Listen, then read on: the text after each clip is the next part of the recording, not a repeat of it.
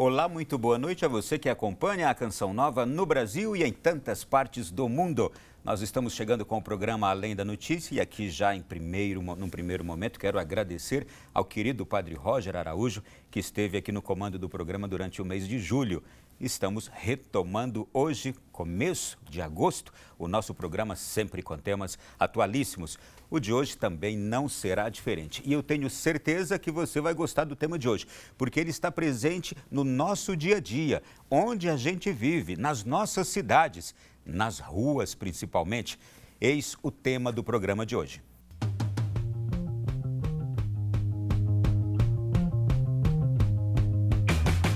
O tema de hoje está presente no cotidiano de todos os brasileiros. Mas o significado da palavra é pouco conhecido. O que é mobilidade urbana? Não. Você sabe o que é mobilidade? Não sei não sei informar não. Não sei. Qual o sentido? Talvez eu saiba, mas eu não sei explicar o que é. Entre os que não sabem, há aqueles que arriscam a dizer o que é. A pessoa sabe ter a opção de se locomover para onde você quiser. É a forma como as pessoas vão se locomover. Ajuda aí. Vamos lá. Mobilidade urbana é as pessoas poderem estar chegando nos seus trabalhos, poderem estar se divertindo, sem ter que passar por processos em que a pessoa possa demorar 1, 2 horas para chegar num local em que, com um bom planejamento, as pessoas têm mais qualidade de vida, né? Com a expansão das cidades, os novos meios de transporte elétricos e a falta de planejamento ou legislação adequada, surgem os desafios com a mobilidade urbana. As nossas cidades não foram planejadas. Brasília, por exemplo, tem muito disso. Você chega na calçada, daqui a pouco tem um degrau na frente. Você chega no estacionamento, daqui a pouco não tem um espaço para locomoção ou para abertura de uma porta lateral, para descer um equipamento para um portador de necessidades especiais, né? Então, quer dizer, os órgãos devem, e com certeza é o objetivo de todos agora, chegar a uma política que traga menos estresse e mais acessibilidade ao cidadão. Será que as cidades brasileiras cumpriram o dever de casa quando o assunto é mobilidade?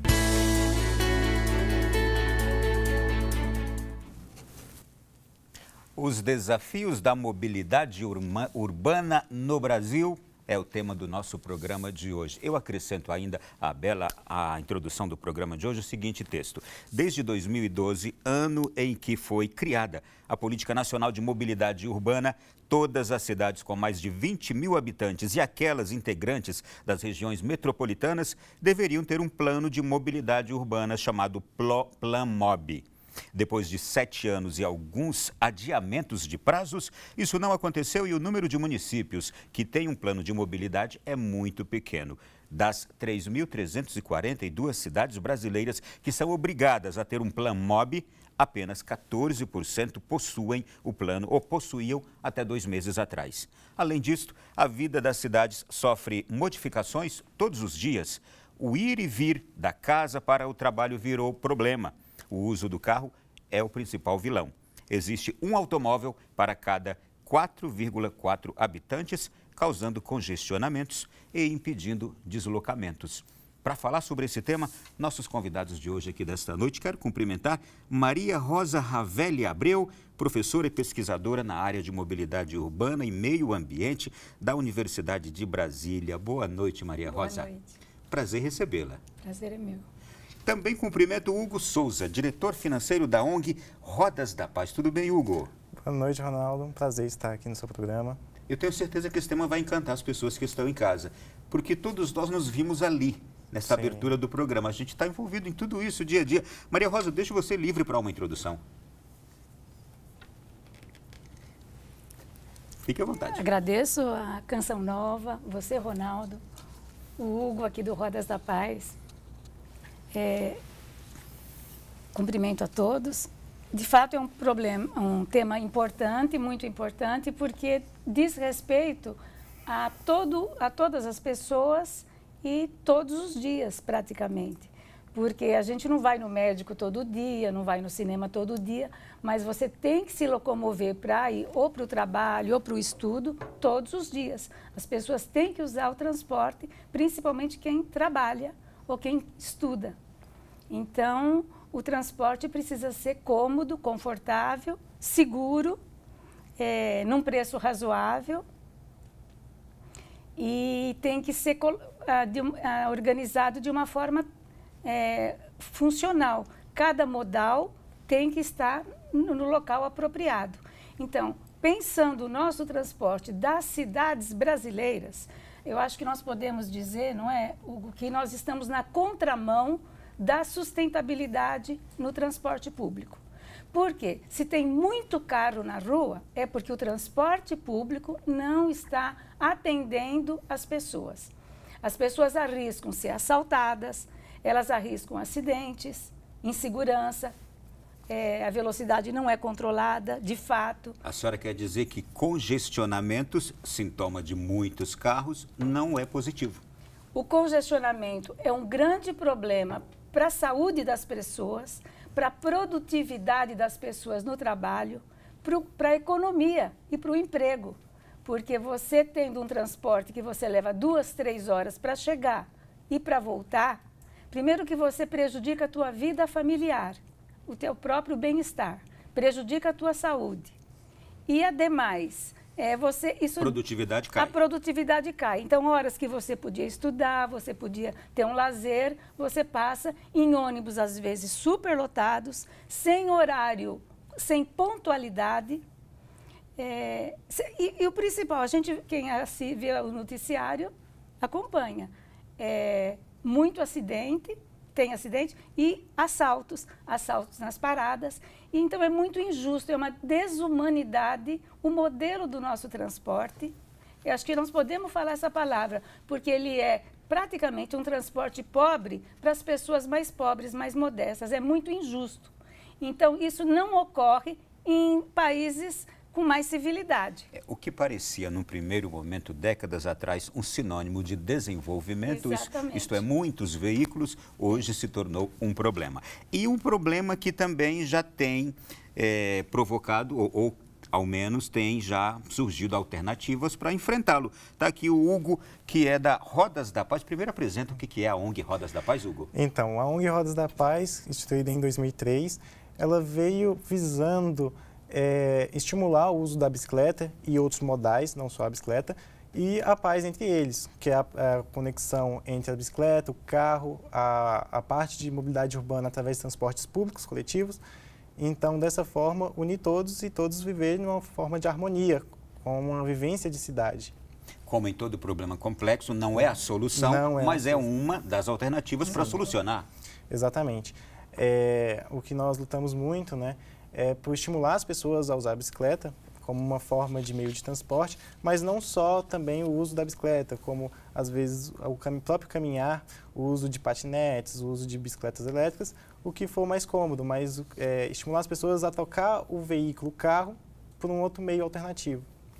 Maria Rosa, olhando para o nosso país, o Brasil, a gente vai falar de tantas coisas aqui hoje, mas por que é tão difícil para o nosso país, neste momento, melhorar a questão da mobilidade urbana? Quais são os principais entraves na nossa sociedade, nas nossas cidades? Então, como o Hugo falou muito bem, a bicicleta é um modal importante. O patinete, agora que está sendo introduzido, é uma comodidade, principalmente para quem tem habilidade, o pessoal mais jovem. Para os percursos pequenos, os pequenos percursos, o pessoal fala, é o último quilômetro, né? Você desce do ônibus, você desce do metrô e até chegar na tua casa, até você chegar no trabalho, na escola, você pega um patinete. Por exemplo, está sendo regulamentado para ter segurança. Então, o transporte ativo, que é o que a grande luta da Rodas da Paz, muito importante, ele é um elemento componente de um sistema de transporte.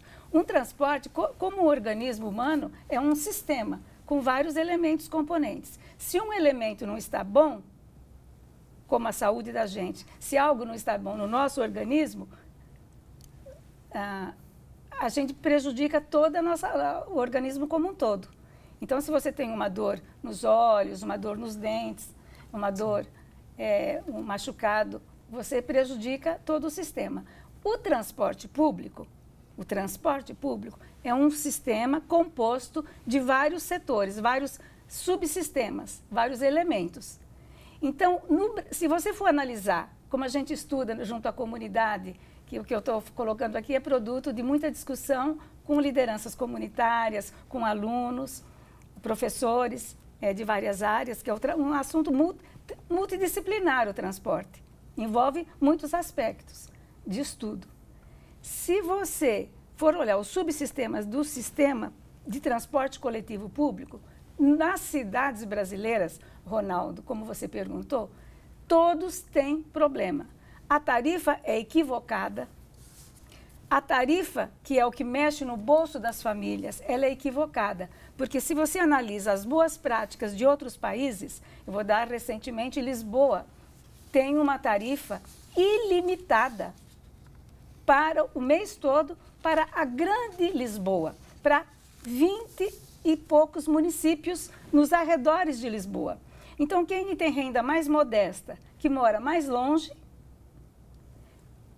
pega o mesmo cartão de quem mora aqui no centro mais privilegiado.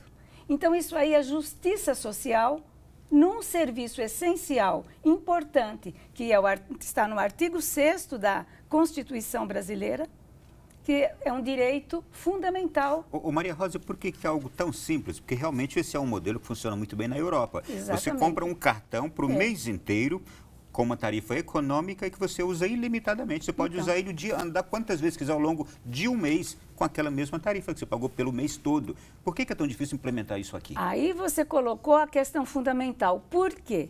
Quer dizer, nós temos um modelo que, por ser precário, o transporte público, por ele ser ruim e caro, porque ele não tem conforto, não tem capilaridade, não tem pontualidade, não tem segurança dentro do ônibus. E o metrô é superlotado, quer dizer, não é só o ônibus que ele é precário. O nosso sistema, só um parêntese, nós temos um dos menores redes de metrô do mundo.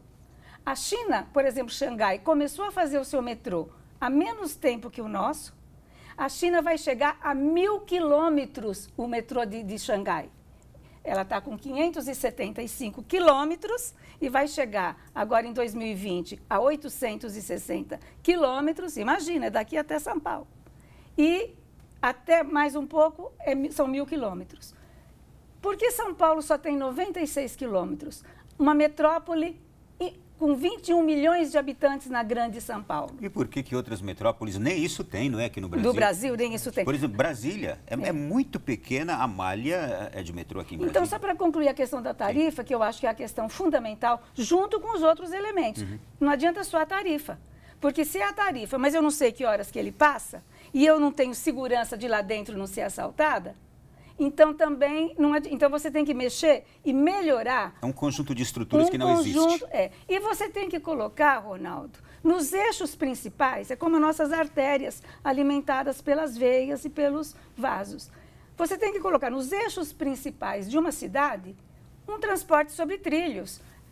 E não precisa ser só metrô de subsolo, expresso. Hoje, o que mais cresce na Europa e nos Estados Unidos, nas cidades, é o metrô de superfície. Porque você vê a paisagem, você chega do mesmo jeito e se faz rapidamente, a baixo custo e dura sem ter dezenas e dezenas de anos. Você tem o bondinho lá no Rio de Janeiro, tem 90, né? O modal é um modal forte. Então, quer dizer, tem solução. É o modal certo, no lugar da bicicleta e a bicicleta, no lugar do patinete, no lugar de andar a pé, e no lugar do trilho tem que ser o trilho. O Brasil tem que mudar, ter equilíbrio entre os modais. E os ônibus, é muito importante o ônibus. A gente precisa de muito mais, inclusive micro-ônibus, nas localidades, trazendo as pessoas para a estação do metrô. Isto é, uma melhoria no transporte público melhorará a mobilidade diminui como um todo, o automóvel. Hugo, uma pergunta antes de nós sairmos para o intervalo. A gente teve agora um redespertar do orgulho, do gosto de andar por bicicleta, tanto pelo lazer quanto também pela utilidade. Como é que aconteceu essa mudança? Sim, a partir de 2012, com a lei que obrigava as cidades a fazer um plano de mobilidade, passou a ser usado com a infraestrutura, com o avanço da infraestrutura, mais pessoas passaram a ser adeptas, né, ao uso da bicicleta. Isso é muito importante para todas as cidades como um todo.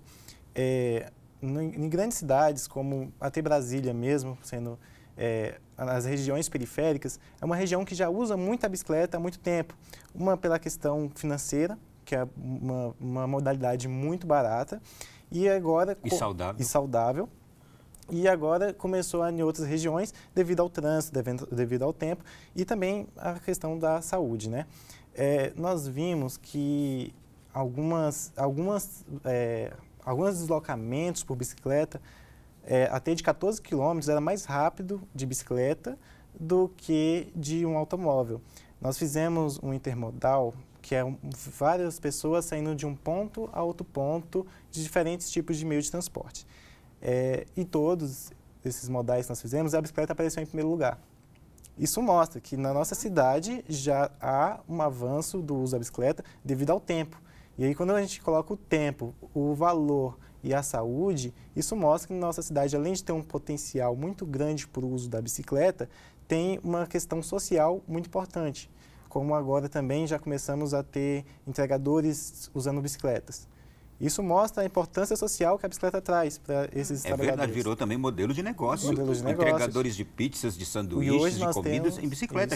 Aqui nas grandes cidades a gente já vê isso com frequência. E nos parques nós agora já temos os bike foods, que veio do food truck e veio passando. Bike food já é uma realidade que é comum na nossa cidade, que não é algo tão novo assim. Desde 2010 já começaram a aparecer bike foods e hoje em dia em todas as esquinas você já encontra. Então, além de ser uma forma de deslocamento, hoje em dia já é uma forma de ganhar dinheiro, né? Uma forma de trabalho. Muito bem, olha, está apenas no começo o programa de hoje, já se foi o primeiro bloco, já a gente volta no segundo com alguns desafios agora e mostrando as dificuldades também que a gente encontra para esta mobilidade melhorar. A gente aprofunda já no próximo bloco.